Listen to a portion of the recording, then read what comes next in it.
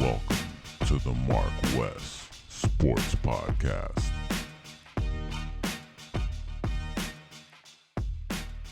All right, welcome to the 2021 MarcWes Sports Podcast.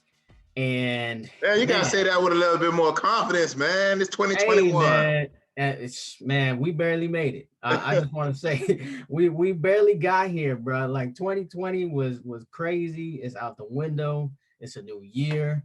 I like the background, Wes. It's celebration time to just kind of move on to the new year. I mean, the reason why I say that with a little bit of I guess, kind of a down, because, we got to start off with some downers, and just to clarify to everybody viewing, this is basically a sports podcast where we give you that real. There may be some cursing here and there, but we're just being real. We're just being ourselves, and we just want to give you the raw and real. And we're based out of Miami, so there's going to be a Miami sports focus. So first and foremost, I'm gonna touch on the team of my background, the Miami Dolphins. Their season unfortunately ended last weekend. I mean, we were expecting them to be playing this weekend in Super Wild Card Weekend. We were expecting them to be there.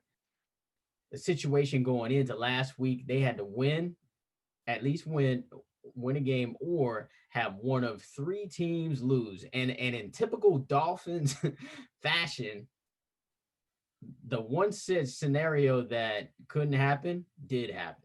They lost, and all the other three teams won their games. So unfortunately, the Miami Dolphins, after a 10-win season, which is a great season, overachieved, if you ask me. We are going to be watching the playoffs and not in the playoffs this week. It's all good. But it's all good. Just like you said, Wes, it's all good. The future is still bright. But there's a lot of talk, and I'm going to bring this topic up. And I know you love this topic, Wes. There's a lot of talk about Tua's performance one, which I think it was perfect. I think it was a decent performance because he was just put in a bad situation. They fell behind, and he's more of at this point of his career, he's a check down quarterback. He's checked down Tua right now, but that's all right. Tom Brady was checked down Tom Brady for like the first 5 years until he got Randy Moss and started to blow up. Mm-hmm. So I'm cool with that. He had 3 interceptions just because he was trying to push the ball down the field. Well, the Dolphins did lose in somewhat embarrassing fashion with a 56-26 loss last Sunday. But there's a lot of talk about Tua being a bust already. Come on. Which is, I think, is ridiculous. But there's a lot, man. If you look into the different Dolphin blogs and the people talking on the radio, they're saying that Tua is a bust, and they need to look into maybe a Justin Fields or the kid from BYU, which I think is ridiculous. One, because the kid is just, he's just learning, and then two, the evidence was in that game on the other side. Josh Allen. Josh Allen was, he was average. I would say kind of just like how Tua was this season. I mean, he wasn't terrible, but he wasn't spectacular. But this season, he is spectacular. Josh Allen is an MVP candidate. He's that good. So I think Tua has potential to be that good, if not greater. And I think this season, overall success, but kill that Tua is a bust noise. Yeah, I'm gonna kill that off rip. Right when you brought that up, you see me over here shaking my head, doing all type of different gestures, man. Those people that want to say that, they don't know what the hell they talking about. They just people that want people to click on their links for views. We actually know what we're talking about when we actually talk sports. The fruits is in the pudding. You can go back and check our previous podcast. Majority of our calls was on point from the score. Yeah. If we did get the score wrong, it was by like literally 1 point, not one touchdown, one field goal, 1 point. People gonna go ahead and listen to who they want to listen to. Me, I'm loyal. These same people talking trash about Tua right now.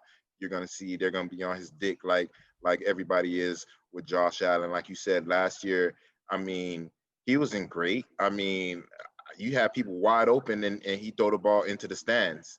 You know, I don't know how somebody can actually, just it's night and day, turn that switch on from one year to the next. But hey, it is what it is. Things happen, in the NFL.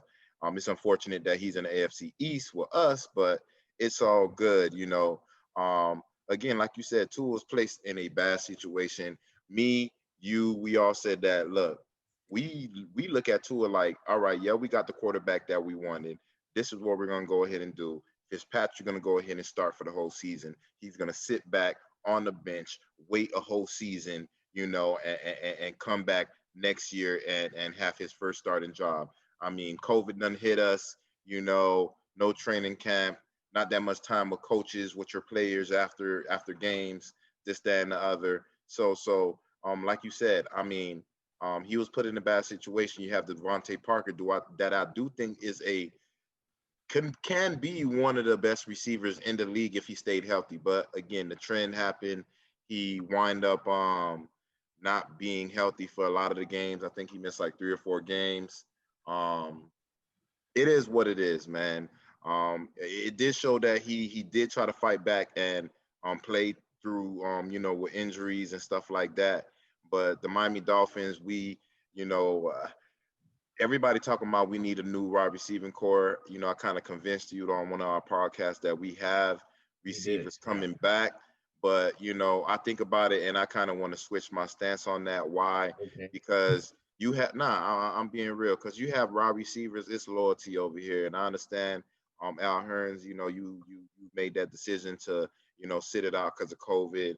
Albert Wilson, same thing, but, for me, I just sit out the rest of your on contract with the Miami Dolphins for me, because this your decision actually made and break our actual season. We wind up getting rid of Ford, going to the Patriots. The Patriots probably obviously seen something that we didn't see because we brought him back, and then we clearly seen the reason why we let him go. We let him go because look, he's dropping all type of balls.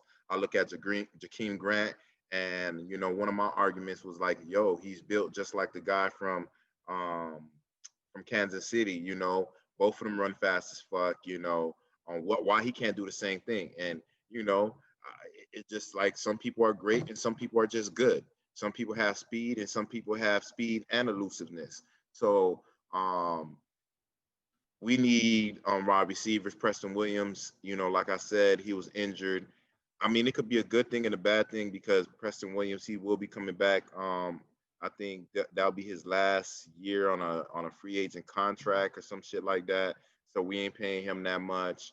Those other two, Wilson and Hearns may come back, because they're under contract. We could kind of buy them out if we want. But I'll keep those guys. I'll go ahead and draft the Devontae Adams, number 3, or I'll trade down 1 or 2 spots to like the 5th pick, depending on if another team need a quarterback. We know we got our quarterback in Tua. I like the stance that the coach actually gave. This is our quarterback throughout the season. When he took Tua out the game, after the game, he let everybody know, like, yo, this is his team. We don't give a fuck. And we do know it is Tua's team. Why? Because Chan Gailey, he just resigned.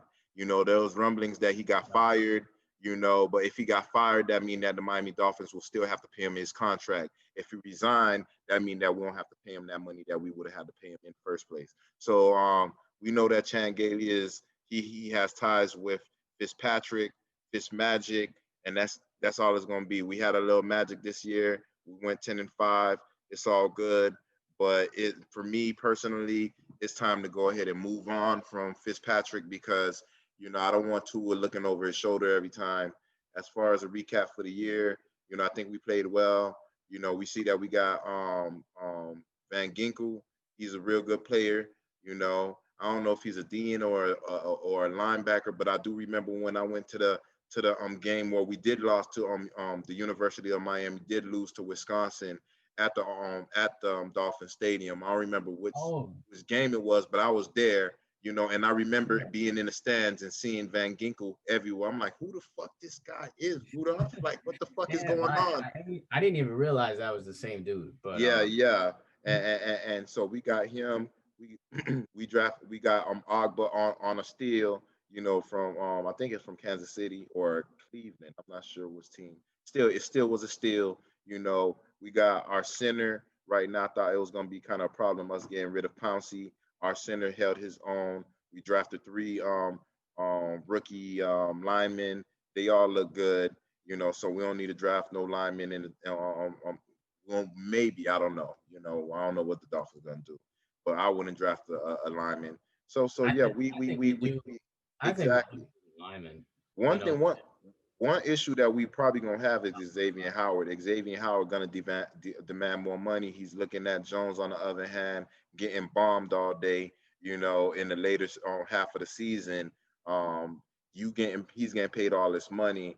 And I mean, I could have sworn Devontae, I'm not Devontae, but Xavier Howard was getting paid good money.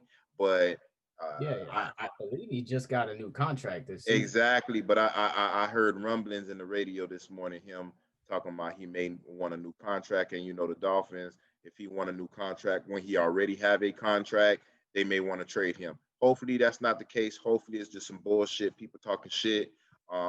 Because I do like the X Man. Like we said, it's like the Sam Madison and Patrick Surtains. So hopefully that's not the case. But hey, it is what it is.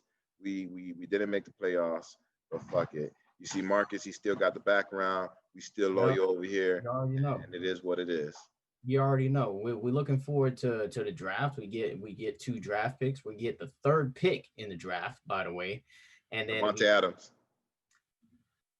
you said Devontae Adams. Yeah. Wow. I mean, you be having me dreaming about shit. But Hey, wouldn't that make sense? I mean, didn't he? I think he played with Tua before. He could have got out last year when you had I think two other wide receivers on Alabama that went, and he said, "Fuck that, let me go ahead and come back." And he actually played better this year and had better numbers this year than he had last year. So hey, it is what it is. I heard on the radio that he weighs like 175 and this, that, and the other, but I don't care. He's a playmaker. He'll probably be the new Odell Beckham Jr. or whatever. And I don't yeah, care. I seriously do not think that's happening, Devontae Adams, bro, because Aaron Rodgers is loving life over there. Like he never really had a legit number one receiver like that, and I actually think that's the favorite to make this to the Super Bowl now, and it's because of him. Aaron Rodgers has always been Aaron Rodgers. He just never really had no help. So now he actually finally has a receiver. You think the one year that he finally has a legit receiver, and he's been there before. Obviously, he just never been healthy the My entire season until this season. my bad. I said Devontae Adams. I'm talking about the motherfucker from Alabama, the one that won the Heisman. Oh, the one that And, won the Heisman. You're and talking his about name Devontae Devontae. Smith. Yeah, Oh, I'm saying, Devontae Smith. yeah, Devontae Smith, Uh, Devontae Parker, Devontae Adams, Devontae Smith. All they have the same thing. Y'all need to start naming y'all kids some other names than yeah, I know. Devontae. Even my wife's nephew name is Devontae. We need to change this motherfucker. You know what I mean? Yeah, Yeah. yeah, yeah. Okay, that makes more sense. That makes more sense. Yeah, Devontae Smith. Number three. I mean, I can see that. I could definitely see that happening, and I agree with you about letting go of players like Albert Wilson and Alex Hearns. Burns, but they'll probably stay for less money though because they hometown kids, or dudes, I should say. But if they're asking for too much money, then yeah, let them go or just let them walk and sign a younger receiver because the NFL draft these days produces receivers like hotcakes. It's just you're always gonna find a big play receiver to come out of the draft. Jerry Judy, you had from last year. You had the dude from that's on Dallas, CD Lamb, the one on Minnesota who made the Pro Bowl. Can't think of his name, but he be doing the gritty and stuff. Jefferson is his last name. I can't think of his first name. But yeah, receivers are a dime a dozen. But back to the Dolphins, really. Dolphins had a great season. And let's also take into consideration that this was a COVID season, bro. This was a COVID season. And Fitzpatrick, and I didn't realize this until the day of, that Fitzpatrick was unavailable for the game against Buffalo because of COVID. I'm happy that And happened. huh? I'm happy that happened because after watching that game, we didn't deserve to make playoffs. I We was got gonna pissed say the off. same. I was gonna say the same shit. We didn't really deserve to make the playoffs anyway. We weren't good enough. If you ask me, that was like a playoff game for us anyway. Because to me, I think the Buffalo Bills right now are the favorite to make it to the Super Bowl. And if we can't beat the Bills, what's the point of being in the playoffs anyway? If we Exactly. can't beat the Super Bowl, eventual Super Bowl, either AFC champions or Super Bowl champions in my mind, or they're the division winners anyway. And if we're not winning our division, then we don't really deserve, to make it to the playoffs, at least not this year. So I think great season by the Dolphins, overachieved, just like many other Miami teams in 2020, overachieved. They put a smile on their face when things were looking really grim in 2020. The future looks really bright. We got the third pick in the draft, as well as I believe the 18th or the 19th pick in the draft. What I don't want to see them do is draft an offensive lineman with their first pick, which is probably likely what they're going to do, though. Like once we get over to draft time, all the projections are going to say that they're going to pick an offensive lineman for the first pick. Yeah, But I I hear don't they're like talking about picking the an guy from offensive Oregon. lineman for the first pick. To me, you pick a pass rusher, pick a pass rusher, because you need somebody who can just be in there and play automatically, like Chase Young of last year. We already got our quarterback. The second best position is somebody who Yeah, can but stop the I'm thinking, quarterback. So I think we need but a pass rusher. Give me a young pass rusher. see, but we both agreed on the rusher. I mean, we both said they should get a pass rusher first. That was before we actually seen that fucking game that had us looking kind of crazy. But yeah, I do think we need a pass rusher because look, I mean, we had the corners and we got great corners paying them all this money, but we already know that the D lines and the corners they work hand in hand. You give them the quarterback too much time, corners can't guard receivers more than 3-4 seconds, man. 4 seconds is like plenty of time. So we giving them receivers 3, 4, 5 seconds. In the pot, where our corners have to chase them down, and of course, somebody's gonna slip out. And like I said, we need somebody like Miller, Chase Young. You know, any one of these, like players that are generational players or somebody that's going to be on the team for 10 years. If we still had someone like Cam Wake on the team, maybe I wouldn't be saying that. But Cam Wake had his problems because he was bad with the run. He was great with the pass, was horrible with the run. Yeah, So Cam Wake was done towards the end of his career though. It's like he could give you like 2-3 sacks a season, like right now. But oh yeah. Nah, well, I'm not talking about needing him. I'm talking about young Cam Wake. If we had him on the roster, we wouldn't be having to worry about that. Like you said, wide receivers come dime a dozen. Um, but the way that the Dolphins run their defense, they begin sacks on schemes. That's what I'm kind of like. I'm not sure if we really need a DN first. Now, if you're gonna get a DN, I'll go ahead and trade. Like we got the third pick, trade back to like maybe the fifth because somebody other. I've seen other teams that need quarterbacks. You know, get their pick, get another draft pick. And see what it is. Don't move too far back where we won't get anybody on our board. But go back a little bit and gain some draft picks in. Because I'm not sure who we have um after the second round pick. I'm not sure if we have any more picks. Do we have a third round pick, fourth, fifth? I'm not sure. You know, I believe we have two. Second rounds. Only two. That's what I'm saying. Two first rounds, two second rounds, and we have nothing else. No, and then like one pick every round from that point. Oh, okay. Because I'm like, damn, we don't have it. All right. So, as far as what we need, I think, like you said, we need a DN and we need a wide receiver.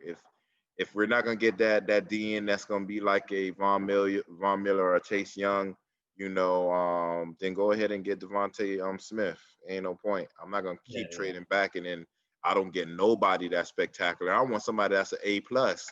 I don't want someone that's just a B plus or A student. I need A plus material. You're a valedictorian.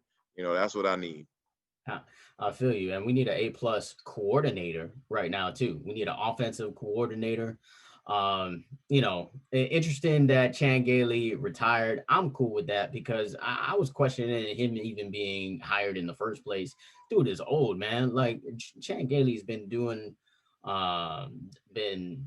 an offensive coordinator since what, the 80s or something like that. Yeah, I mean, 1989. Yeah, somebody knew somebody fresh, man. I wouldn't mind Steve Sarkisian, who used to coach with Tua when he had that great season, or there's a number of different offensive coordinators that I would take right now. So we'll see who we get, but the future looks bright for the Dolphins. Sure. Now let's switch gears. What you gonna say something else about the Dolphins? I'm saying like Alabama's offensive coordinator, Steve Sarkisian. Yeah. The thing about him is that he used to be the coach of USC, and they fired him because he had a drinking problem.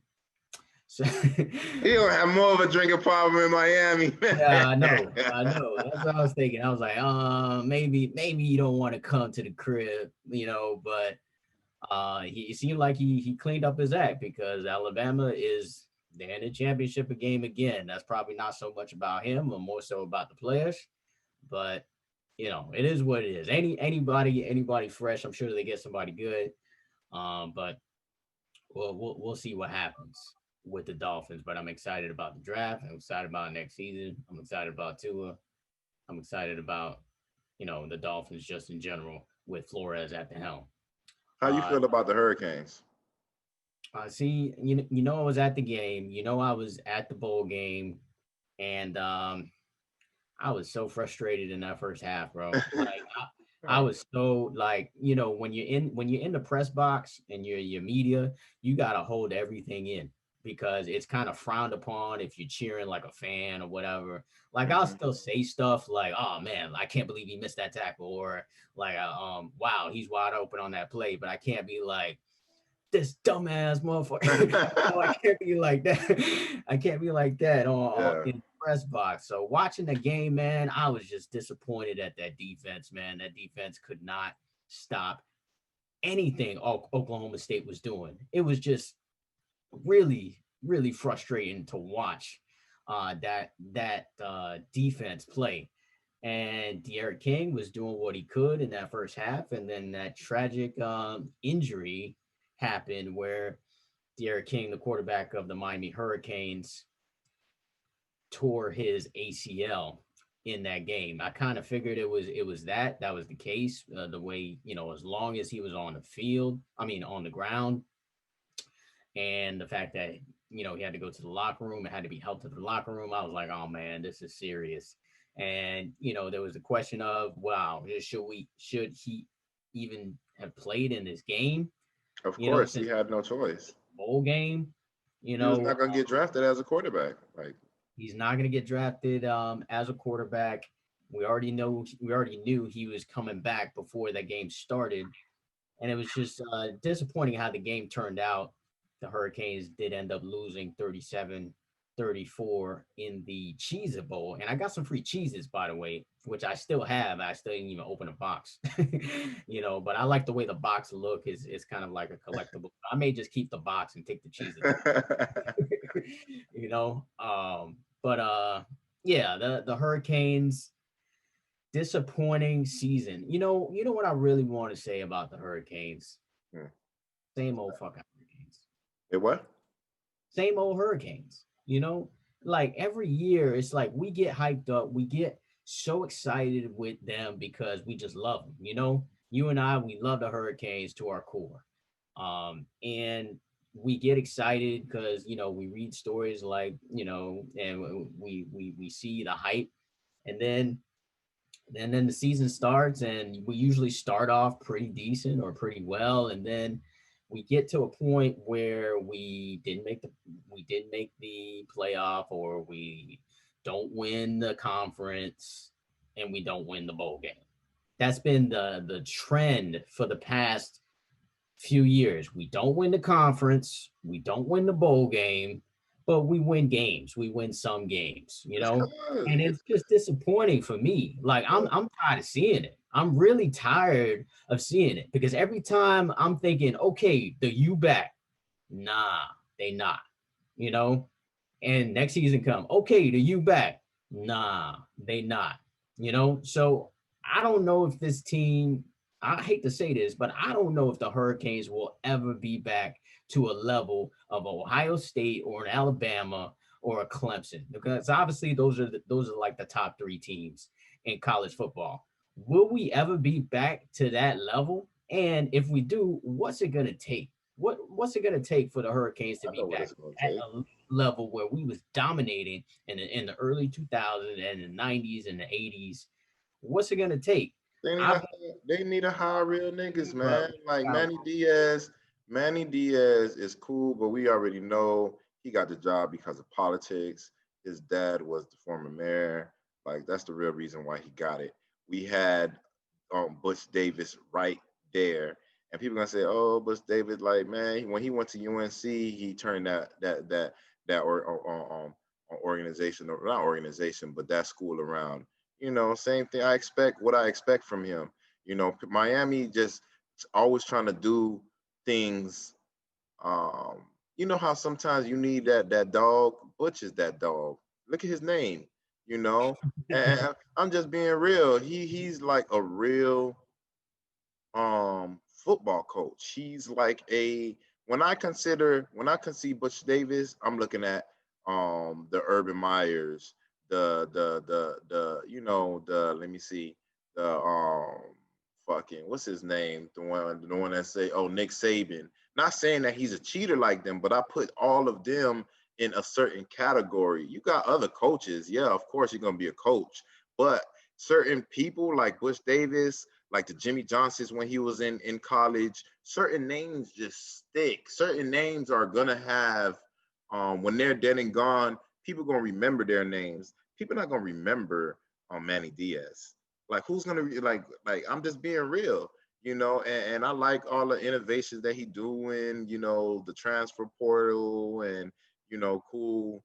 But I mean, he didn't learn his lessons from last when he lost to his former um head coach, and we got an ass whooping the same team, UNC, got an ass beat, he is that person, like, when they say, what's insanity is doing the same thing over and over again and thinking that you're gonna get a different result. That's what Manny Diaz normally does. All his linebackers are over aggressive, so whoever is a running back, gonna go ahead and, wait like a Frank Gore normally does, wait, and then boop, out of the hole. And same thing with our corners. Our corners are suspect. We always have these garbage ass corners. They're small. You know, like it's just like when I see the University of Miami and I see other teams, it just shows that, like, yo, I don't know what's going on with Miami, but it seems like all of our players are a lot smaller than the rest of the country. Raw receivers when it comes to running backs. And it could work when it comes to the running back, when it comes to the raw receiver, if you're going on speed. But if you're right. going on toughness, like, yo, these corners is not gonna man up against someone that's 6'4", 215 pounds. You're gonna get, like, our corners are like probably like 190 pounds tops. Yeah. Gonna get Yeah. muscled all day. That's the problem with the motherfucking Canes. So as I look at the motherfucking Canes, a lot of disappointment. Like Marcus stated. But it is what it is. My whole thing is, I know that we had a good National Signing Day, one of the best in the country. So, like me and Marcus said, hopefully we could keep building on that and have another signing like that next year. But after Banda, he wound up leaving the University of Miami to go to University, I think Utah, something like that. Yeah, Utah Utah State. State is kind of Yeah, you curveball. know, You see I that heard come. he was one of the main reasons why a lot of people actually stayed with Miami. Yep. So I don't know if, whoever is going to come into 2022, 2021, 2022, National Signing Day, I don't know what they plan on doing. Do they plan on leaving? I don't think that they're going to go to Utah State. They probably best bet is staying over here. But, that can be a problem. And we wind up getting rid of Mike Rump, which was a good move because Mike Rump, when he played for the University of Miami, I didn't think he was that great anyway. He was the weakest link on the link. I Just be mean, he was playing with like you, Hall of Famers, did you though, hear bro. what I just said? He was the weakest link of the Oh, links. Yeah. And that's nah, just being real. Am I lying? Nobody's nah. saying that they're Hall I, of Famers. We're just asking, am I saying something that's true? Yes. He was the weakest one out of all of them. Sean Taylor is the Ed. Yeah, yeah, yeah, yeah. but still, he would still be the dog right now on this team if he played. But I agree with you that maybe he needs to go. I like Mike Rumph. I spoke to him several times. He's a cool dude, but obviously he is lacking in recruiting the position of defensive back He has no because name. yeah, that's kind of where we lacking at. And I want to piggyback on a point that you made about players being big, and we know what Florida got, right? Florida got speed. We got speed. We'll have receivers and we'll have fast corners, but not necessarily tough corners. And we'll have good players at every level, but those good players get plucked from by Alabama, Clemson, Ohio State. All these colleges come in and take these players. So what we need to do, I know this whole recruiting class was like majority of South Florida, which is great, just because you're keeping some hometown kids. But we need to expand the recruiting. It can't be Florida or South Florida. You got to get some hogs from Wisconsin or something that want some South Florida sunshine. You know what I'm saying? You got to get like some linebackers that are from Texas or something like that, which is actually what we used to do in the 90s. Jesse Armstead, he's out of Texas, one of the best linebackers to ever play for the U. So if you ask me, it's like that's where it needs to start. The recruiting needs to it can't be just, oh, we need to dominate Florida. I mean, it needs to be like, okay, we need to get, some dogs from Florida. Yeah, of course. But we need to get some players from other places, from California, from Ohio, from Pennsylvania, from, Texas. Wisconsin, from Texas. That's where the U will take it to the next level because I love South Florida. Obviously, I see these kids all the time. I cover them every weekend. I know what they can do. They got speed. There's nobody when it comes to speed and quickness and agility. Florida is pretty much second to none. But when it comes to power and just aggression, you got to go sometimes to different places to maybe a Georgia or Louisiana or like because Ed Reed, he's not from here. He's from Louisiana. Louisiana. Reggie Wayne is a finalist for the Hall Louisiana. of Fame. Louisiana, like so other players, you have to get some other players to come with our dogs from South Florida in order for the Hurricanes to take it to the next level. And they struggle to do that, man. They struggle to. Why is it that coaches from Alabama and Clemson can come down here and get players, but we can't go to a South Carolina and get players. We can't go to Alabama and get players. Why not? We can't go to Texas and get players. Texas is a big state. They got a bunch of dogs too in every big city and the little cities. You telling me we can't go to like a Houston and get a player or Dallas and get a player? I mean, that's where I feel like we are lacking in recruiting. And maybe that's the reason why Manny Diaz made the decision to get rid of Rumph.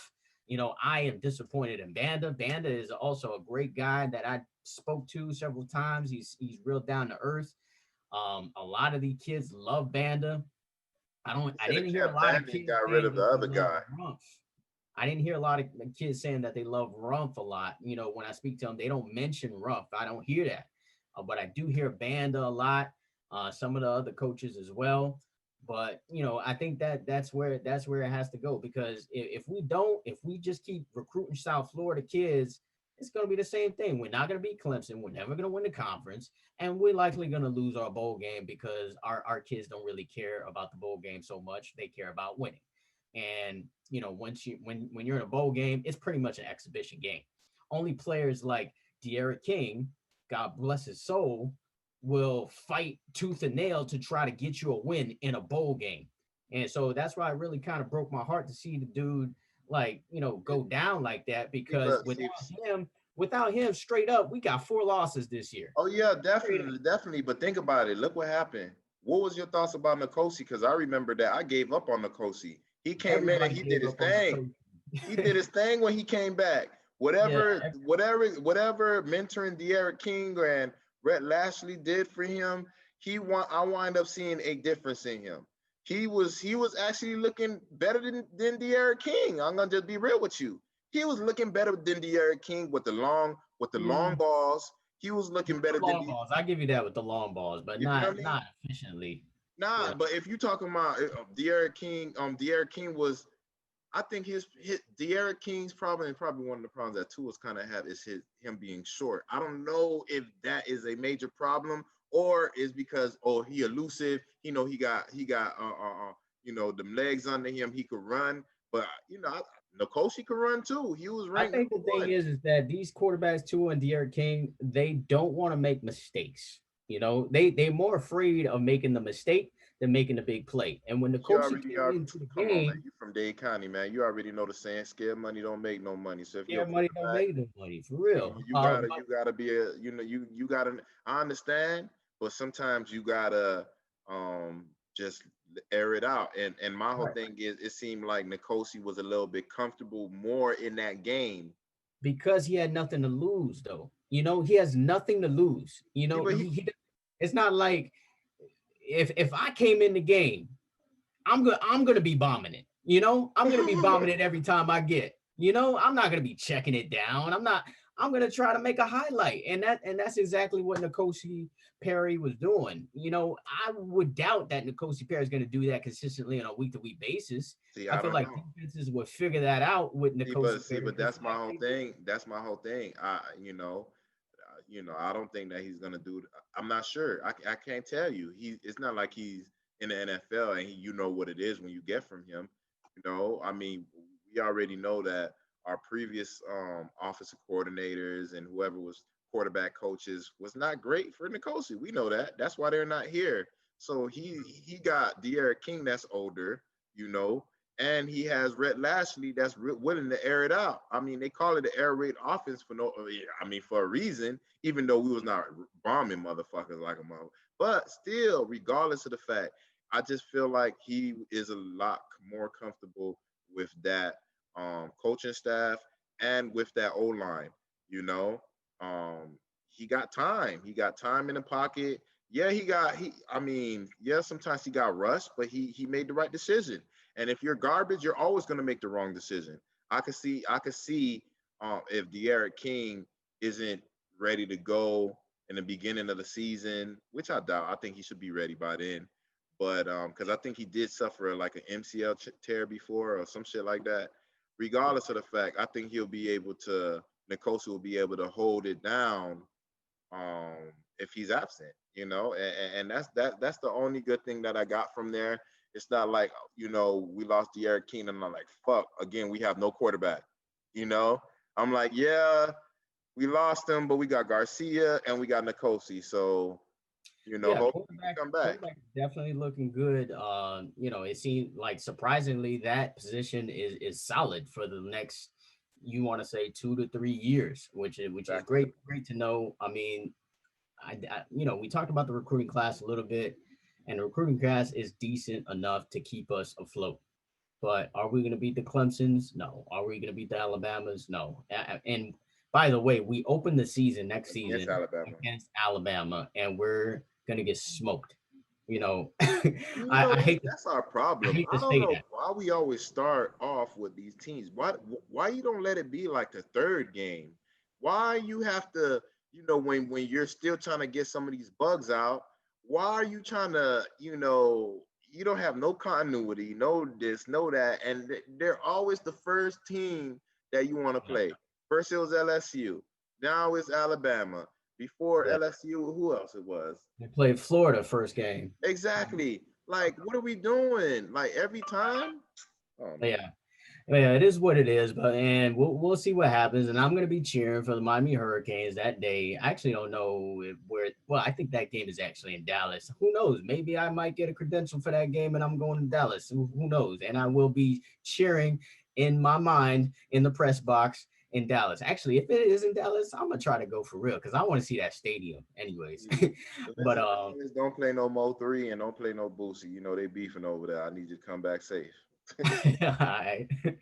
But one of the weird things about 2020 this year is that the Rose Bowl, speaking of Dallas, was played in Dallas this year. The Rose Bowl traditionally always played in LA and Pasadena and in front of the sunshine, whatever.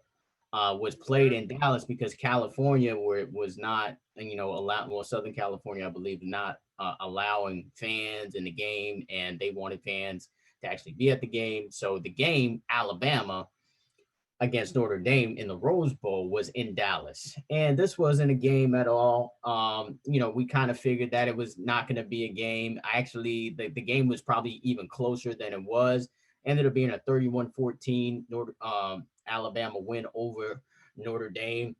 But what really jumped out to me and probably everybody else and all the Heisman voters is this kid Devontae Smith is the real deal, bro. He is like small for real, but dude like is extremely quick. He's like a young Deshaun Jackson when Deshaun Jackson was like the best receiver in the league, so he is the real deal. He was the real deal in that game. And the thing about it too is that Notre Dame knew that shit. They knew that Devontae Smith is that boy, and they still couldn't stop him. So that really was saying a lot about how great that kid is. And Alabama looks like a machine, like they always are. I actually don't know what's gonna happen in this game, in this national championship game that's coming up, and we'll pick that on Saturday. But I think it's going to be interesting. I don't think it's going to be a blowout at all, because Justin Fields on the other side had a tremendous game against Clemson, 6 touchdown passes. And he wasn't even 100% for the second half, and he was still throwing, and he was throwing dimes, bro. Yeah, Wes, did you see the game? it was just the ball was just falling right into the wide receiver's hand. I'm like, yo, hey, it is what it is, man. Yo, the kid was throwing dimes, kid, like off balance, perfect, just perfect read, just wow. He really showed something in that game, which was a step up from the game before, which I saw at the Big Ten championship game. He wasn't even anything remotely close to what we saw against Clemson, and that's Clemson, and the other game was Northwestern. So I mean, Justin Fields, he's the real deal. I mean, from what I saw in that Sugar Bowl game, he made Trevor Lawrence look like he's just average. Hey, look, man. All it is for me is we got the third pick. Y'all want any one of them quarterbacks, because somebody's gonna be left on the board. I'm not sure if the Jets gonna draft a quarterback. If they do, they got to get rid of Sam Darnold, but I'm not sure. May wind up drafting a quarterback because they fired Adam Gase like we thought. And I mean, new head coach gonna want their new quarterback. They want to draft their own quarterback, especially if you got the second pick. So I don't know, but if there's one quarterback on the board, and of course, like you said, you got the BYU coach that I'm not coach, but quarterback that's gonna be coming out. But again, if anybody want to make a deal, we'll move back once, and Yeah. we'll pick up another draft pick and call it a day. but it's What all would you good. what would That, you say if we did draft him though? if we what? If we drafted Justin Fields, what would you say? You're gonna have to get rid of Tua. Get rid of Tua? You're gonna have to. I mean, what's the So point? basically, what I'm asking though, you would take Justin Fields over Tua? No, You take Tua. Okay. I'll keep Tua because I mean he's accurate like a motherfucker. Like I don't care about all that. He had no weapons. I'm not gonna be one of these people that don't know what they're talking about when they talk about football. Look, I know that I was on the bandwagon where you was tank for Tua. We tanked for him. We got him. We didn't do the complete tank, but we got him. I like what I seen. He was not so. Look, I told you, like I wanted to leave him on the bench the whole year. Just the plain fact that I got a little glimpse of him this year, I don't mind. We're 10-5. Our defense is stout. Fitzpatrick's gonna be gone next year, and we'll go ahead and we'll draft a. I'm pretty sure we're gonna draft a quarterback. You know, somebody probably like in the later rounds. A developmental quarterback. Nobody to be worried about. But yeah, I ain't worried about it. But that Notre Dame game is not anything to talk about. We knew that Alabama was gonna do what it do with them, and with Clemson and Ohio State, I bite my tongue. I thought Ohio State didn't deserve to be there. They showed they deserved.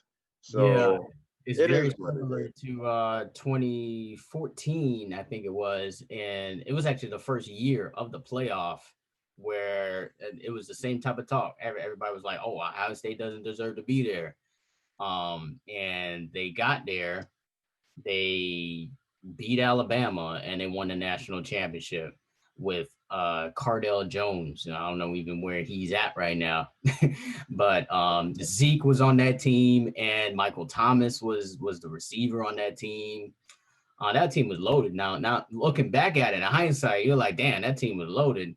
They had Dedrick Ward, the corner, who's over at the Browns now. I mean, that team was absolutely loaded. But Alabama obviously was loaded too. They had Derrick Henry on the other side um, of that field. I think Jerry Judy was on that team as well. So yeah, man, it was a disappointing games just because you had two blowouts and you expecting, hey, these are playoff games, they should be close, but they're not. And that's basically the thing about college football, though, is like we were disappointed with them not really expanding the playoff or whatnot, but it's obviously that those four teams were the best four teams. And I think they got that right because Cincinnati actually they played Georgia and they played them close, but Georgia's got two losses and Alabama whooped up on Georgia. I seen that game like um from first quarter to fourth quarter, and they whooped up on Georgia. They made them look average, and Georgia um was struggling to beat Cincinnati. Cincinnati probably should have won that game, but Georgia with their athletes, Tyreek Stevenson, the kid from down here, um, ended up making one of the best plays to end up winning that game. But they got it right as far as the teams that should have been in the playoffs. They got it right. Texas A&M, I don't think they really deserved to be there. Yeah, they blew out North Carolina in the Orange Bowl, but I don't think they were one of the best four teams. And you got blown out by Alabama too. So why would we put you in there anyway? So anyways, so that's it about the playoffs. We'll see what happens Monday night. But yeah, like we said, we'll make a pick on that game, a little more analysis on the regular sports podcast on Saturday. And Saturday, we got playoff games. We got playoff football. We got the Colts and the Bills to start it off, which is a pretty good game to start it off. Even though the Colts are like the last team to get in, and we already said how we both kind of like the Bills, but the Colts are kind of a sneaky good team, and I think Rivers will keep it close. With the Bills, but the Bills are just clicking on all cylinders, man. I think they're just gonna take the game over in the second half, and I see the Bills winning this game behind the arm and legs of Josh Allen with about a 31, I would say, to 20 score line. to win this game and advance to the next round. I can't hear you, bro. I think the Bills Okay. gonna do what they've been doing. The Bills gonna go ahead and dominate. That defense been looking crazy. I'm like, yo, and when we lost to them, they didn't even have the starting cornerback on the field, and they did what they did with us. You know that you're a good team when you could go ahead and throw some points up and then just have your quarterback just sit on the bench like second quarter. Was he on the bench in the second quarter? Yeah. Uh, Well, you he didn't know, play the second half. he didn't play the second half, so it is what it is. And the Colts, I'm looking at, yeah, I think it's gonna be a good game. Like we said when we picked them to win a few games before this week. We thought they had a good offense. We think they had a good defense. You know, they got a veteran in Philip Rivers. We know he a gook. He be fucking up here and there, but for the most part, he's a decent quarterback. He's not. He's seen a lot. He's like another Fitzpatrick. He's not been Yeah. on 17 teams, but regardless of the fact, he's seen a lot of different defenses. This is a time that he don't need to worry about Tom Brady. He don't need to worry about New England. This is his time. If he don't win the Super Bowl now, he's never gonna win the Super Bowl. You know. Um, so for that, I'm just gonna go ahead and pick the Bills because I think the Bills they're moving like a well-oiled machine. It is bad for me to say it. It is what it is. But again, I don't mind the Bills winning the Super Bowl, and it just makes the Miami Dolphins look better because when we lost to them, the way we lost to them, we'll look back and be like we lost to Super Bowl champions. Now, Right. of course, I hate the Bills. I've never want the Bills to win a championship. The Jets never Yeah. to win a championship. But hey, I could deal with that. Knowing that Yeah. you know, it is what it is. So I pick the Bills to win this game by 2 touchdowns. I don't think it's gonna be as close as people think. It's gonna be 21-32. Okay, that was very, very close to my score, 31-20. All right. So next game. And by the way, as far as the Bills winning the Super Bowl, yeah, I feel the same way. As far as them, you don't want the Bills to win. But as far as any team that's in our division, they're the least hated for me. Like I hate the Jets and the Patriots way more than I hate the Bills. Yep. Although the Bills used to whoop our ass in the '90s, and I hated them for that, but they were still a nice team to watch for some reason. Exactly. Exactly. They had Exactly. some good players or whatever, and they went to 4 straight Super Bowls and lost them. So if they won the Super Bowl after losing 4 straight, I wouldn't feel that bad about it. But fuck the Bills anyway. But Exactly. yeah, next game is actually a better game, definitely, is the Seahawks and the Rams. This is a This is about the game. third time they played each other, right? Yeah, they're in the same division, so they play each other twice a year. And the thing about these two teams is like you never know what you're gonna get with them. Sometimes they look like Super Bowl caliber, and then other times they look like goofs. You know, like even Russell Or Wilson has had some goof games. So really don't know what to say about this game or who is gonna win. And when I have a game where I don't know who's gonna win, I try to break it down by position groups. You know, I break it down by position group. So quarterback, you already know who's the better quarterback.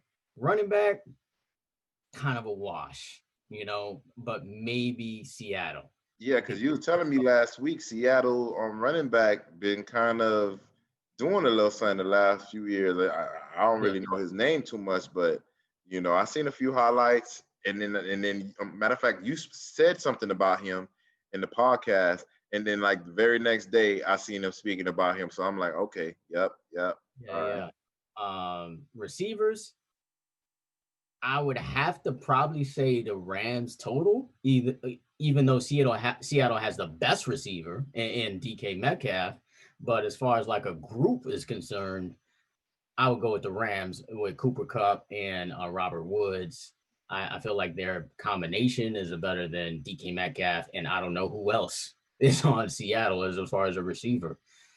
O-line, they're both kind of decent. I would say Rams probably a little bit better. D-line, Rams. Defensive backs, Rams. Linebackers, Seattle. So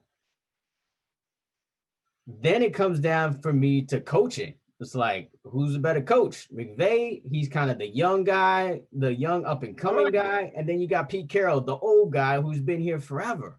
So I still don't know who's going to win this game. After all explaining all of that shit, I still don't know who's going to win. So if I had to make a coin flip, the most important position on the field is what?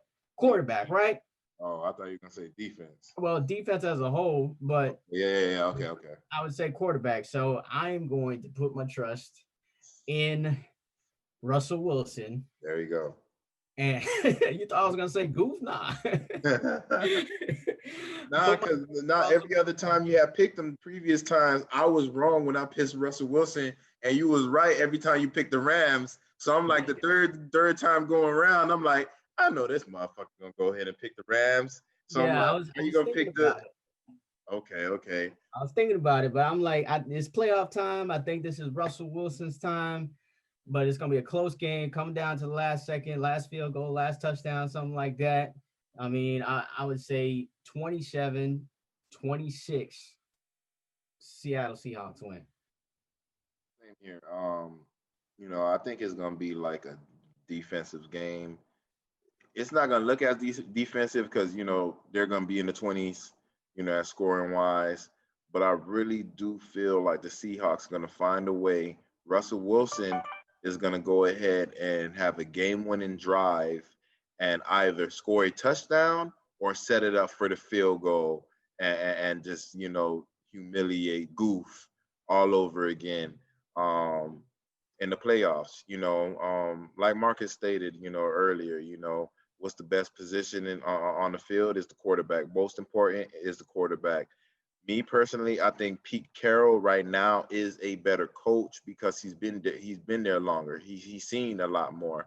McVay is one of the best, if not one of the upcoming best. In 20 years from now, 30 years from now, they'll be talking about him in the same breath with the Pete Carrolls and stuff like that. So, but again, like you said, you got Goof and again, Russell Wilson, your ass made me look crazy twice during the season. Probably a little bit more than twice. He's gonna make up. But it's the playoffs, and I'm not used to seeing the Seahawks get eliminated in the first round. That's just something I'm not used to seeing. So I'm gonna go ahead and go with the Seahawks, win by a field goal, 28-25. And call it a day. I think what's the next game that we have going on? We have the next game, which is the Bucks and Washington. Oh my God, we really got to talk about this game. It's the last game on Saturday, so how is that? That need to be the first game. It's the last game because I don't understand it either. I don't understand why they did this order like this either. We already talked about basically the best game, which is going to be that Seattle Rams game. Why is that not the last game? I don't understand that shit at all. Even the Colts Bills game, that should be the second game, just like you said, and this game should be the first game. Like, why are we?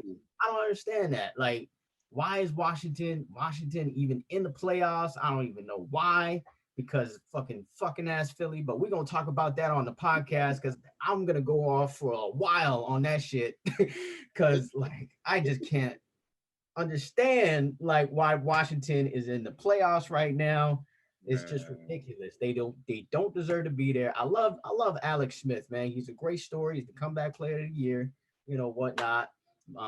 Terry McLaurin is a good receiver. He's a good solid receiver, but he's in the 15 or 20s as far as the best receivers in this league. But after that, you got a young running back, Antonio Gibson, rookie. He's potentially going to be another good running back. I mean, pretty solid. And you got Chase Young, the defensive lineman, who's already acting a fool with Sweat, who is from Florida State, who's finally, showing what he can do. He didn't do anything at Florida State, but now he's in the league and he's balling out. They got a solid team, but are they a playoff team? No.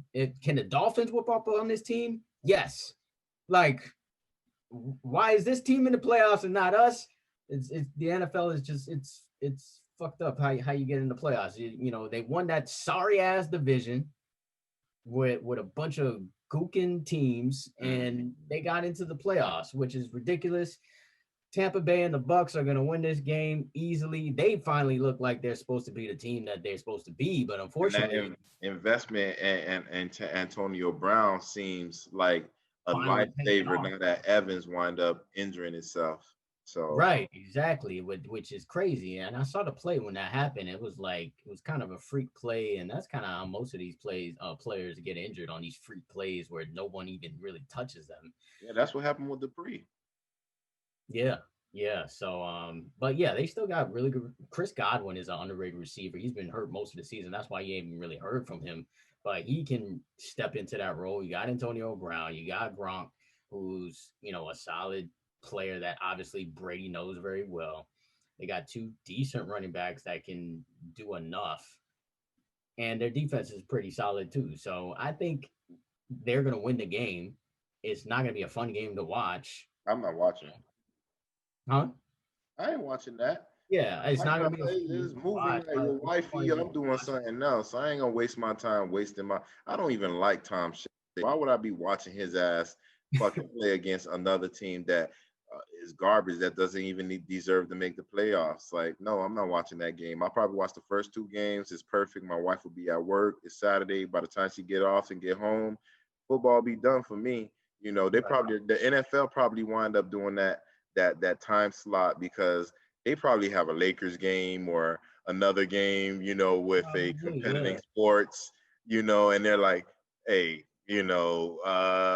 let's go ahead and set it up now because nobody's gonna watch this game anyway. So we'll put it now. Then, and whoever was gonna watch football, they would have watched it early because of these games. And there's no NBA games at that particular time, so we could go ahead and make the money that way. So that could be a reason why they're having Tom Brady like do this at 8 o'clock or whatever later time that they got the game. But it doesn't matter. It's gonna be a blowout. It's gonna be like a game like they did similarly last week. I see that they score. It's gonna be 32 to possibly 10. 32 to 10. You know, Tom Brady will be sitting on the bench by the third or fourth quarter, and we will have backups playing. So, that's what we have for that Yeah, particular. I think it's a very similar score. I think it's gonna be like not much of a blowout, but I think it's just gonna be just a go to sleep type of game, 27-14 type of game, where Washington probably gonna keep up with them for like a quarter or a half. They may even have the lead in the first half, but then the Bucks just take over and they dominate this game and they move on to the next round. So those are all the games on Saturday. We'll pick the Sunday games on the next podcast. But that's pretty much it, man. Football winding down, bro. So it's gonna be a little less hectic. We'll talk about more other sports Sports topic. like You like the know, Miami Heat. I think we're playing today. I think we're playing right now against Boston Celtics. So okay. So I'll we'll be talk able to about watch that that. game. We'll talk Hmm. about that game on Saturday. See what they do. But I do want to give everyone a little bit of the Benjamin report from Marcus Benjamin. I had to tee it up a little bit. Hmm. Um, Last week, I went to the Senior Bowl, the football hotbed Senior Bowl. I probably will also be at the Georgia Florida game in a couple of weeks. Okay. So that should be a good game. It's a game with the seniors. So we'll see how that turns out. But the last game was a pretty decent one. It was a competitive game, and it's not more so about the game with the Senior Bowl though. It's more so about the players who stood out. So who stood out for me is a player, Joel Felder. And by the way, the live stream of the entire game is on YouTube, and yours truly was on the play-by-play of the game. So check it out. It's on YouTube. Actually didn't even have the roster for the first quarter, but I still, managed to, do the play-by-play for this game. But Joel Feld out of Stranahan High School is a beast, and he should be on a team. And the fact that he doesn't have a D1 scholarship is a tragedy. It doesn't make any sense. Joel Felder is his name. He has a beast mode type of run in this game. It's in the fourth quarter if you want to fast forward to the fourth quarter and just to see that run. But he does like a backflip as a celebration. So he gets, 10 on the celebration and 10 on the run. So I interviewed the kid afterwards. Seems like a good kid, and it should be a nice addition to any team that picks him up. So he is definitely one of the standout players for me. The other player is a defensive back, Chris Fowles out of Miami, Booker T. Washington. He had a pick six in this game. Now, the interception was kind of just a bad throw. It kind of just fell into him. He caught the ball, but it was more about his run back. He was able to weave his way through the opposing tacklers to make his way for a touchdown. He dove for the end zone. The ball got knocked out, but it was still the touchdown. Kid just got speed, though. So if you want speed on a football team, he is that player. Now, Fowles may not be a Power 5 type player, but he's definitely a D1 player. Both of these players, D1 type players, they should be playing on a college football team sometime next season. So look out for them, college coaches. If you're listening to this or you're watching this, definitely look out for Chris Fowles and Joel Felder. At quarterback, who really excelled to me was Will Haynes. Will Haynes, really good player. That he was very efficient with the ball. He definitely should be also having a D1 scholarship. So Will Haynes, definitely a player to look out for if you're a college coach, should be on a D1 squad as well. So those were my three top players from the Senior Bowl. Of course, just like with everything else, since we don't have a lot of games, so it's not so much information. It's more about recruiting. It's more about players now. It's more about players that I see at different camps and combines and at these type of games and 7-on-7s.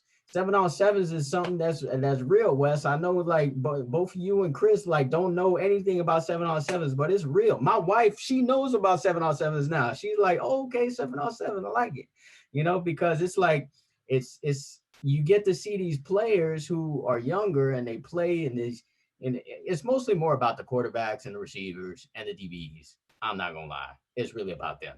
But those are the players we come to see anyway for football games. It's really and some of the running backs and linebackers too, because they also play in these 7-on-7s. South Florida Express is a 7-on-7 team that wins national championships, usually year after year. And it's usually the ballers in South Florida are either on South Florida Express or Fire. Those are the top two teams. Those are the notorious top two 7-on-7 teams. So as soon as they have tryouts, I'll be there, seeing who the next up-and-coming players are. So look out for that on the next, not the next Benjamin Report, but a Benjamin Report in the future. So that's it. Benjamin Report for tonight. Okay, so that's gonna end the Benjamin Report, and that's gonna be the end of our podcast, the MarcWes Sports Podcast. Definitely we'll be catching. That Heat game just started just now, so we get to watch that right now. So it's perfect. So yeah, we're definitely gonna go ahead and I gotta pull me up a little beverage real quick while I go ahead and watch this game. Of course, it's my day to cook. It's already done, so I got my beverage. Food's already ready. What you made, bro? Oh, I made some baked spaghetti. Oh, okay. Baked spaghetti. I made lamb the other day, grilled lamb. I was like, Hey man, I felt bad. So I told my dime, I was like, you know what? I'm gonna start cooking every Tuesday now. And she was happy to hear that. Yeah. Yeah. I'm gonna start doing that. Got to. You feel me? Those small little things change things. You feel me? Yeah. But yeah, man, I'm pretty sure she's gonna appreciate that. But yeah, so we'll definitely catch you guys on this Saturday to catch up on Sunday on playoffs games. And again, we'll see you on Saturday. So this ends the episode of the MarcWes Sports Podcast. Peace. Peace.